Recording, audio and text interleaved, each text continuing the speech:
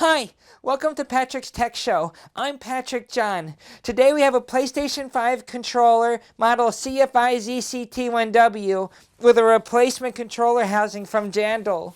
When you plug it in, it no longer charges.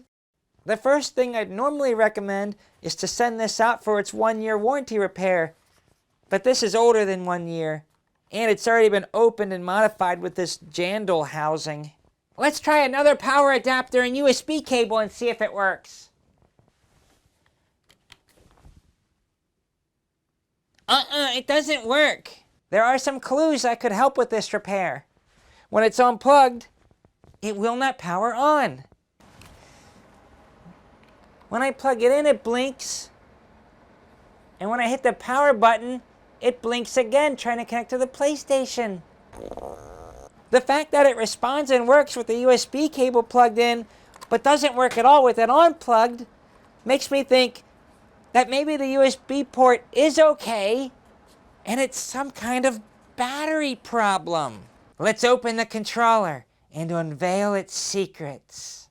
First, using some kind of prying tool, pop up this piece of the casing that goes over the thumbsticks.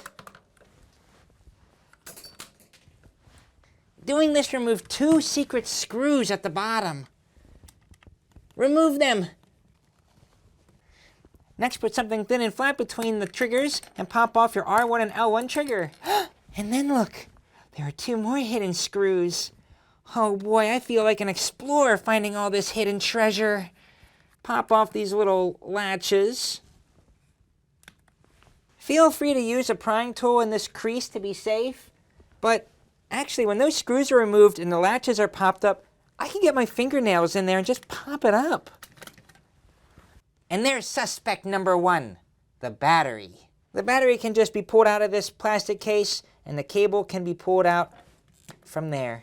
Now I'm going to get online, look up PlayStation 5 controller battery, and order a replacement. Well, I don't know about you, but now that we're about halfway there, I think it's time for a snack. And today's snack is Pedialyte.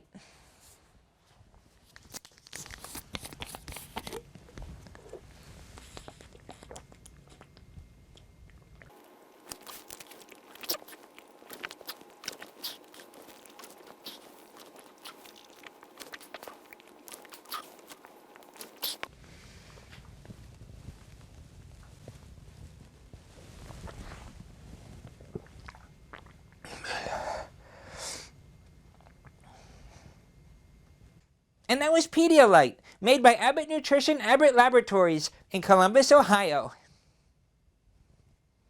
Guess what came in the mail? The new battery. Now it's time to do everything in reverse. First, put the battery back in. Then put the back of the housing on. I find it easier to start at the top and then bring it down. Return the screws to their holes. Pop the triggers back into place. And put the lower half of the front cover back on, starting with the top. And snap it into place.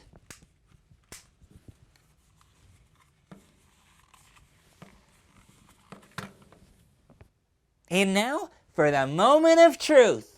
Let's see what happens when I hit that power button. Look at that blue light!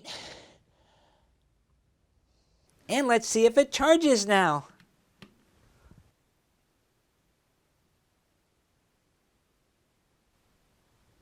Hey! Earlier you said because the controller was working when it was plugged in, it was probably the battery.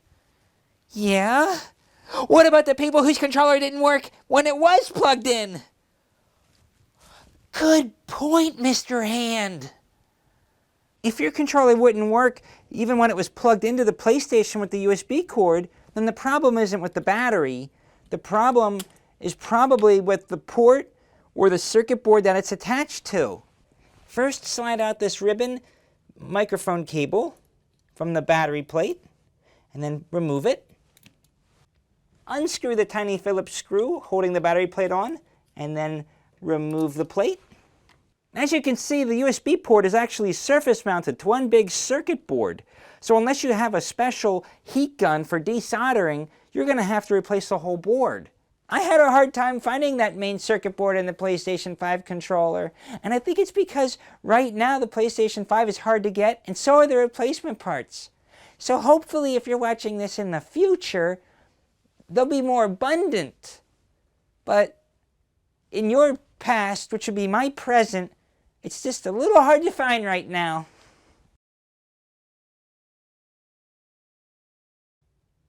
Remove all 4 ribbon cables.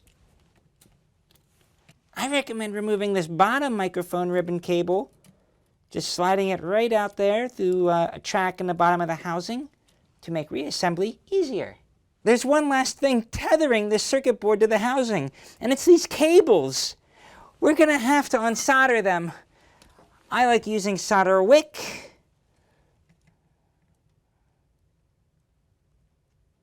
Depending on where you get your replacement circuit board, it might not have these joysticks. And if that's the case and you want to reuse them, you might have to unsolder these solder points around the joysticks and then put them into your new board. After you're getting your new circuit board and putting in those joysticks if needed, then just do everything in reverse. Starting with soldering your wires back in. Put the 4 ribbon cables back in.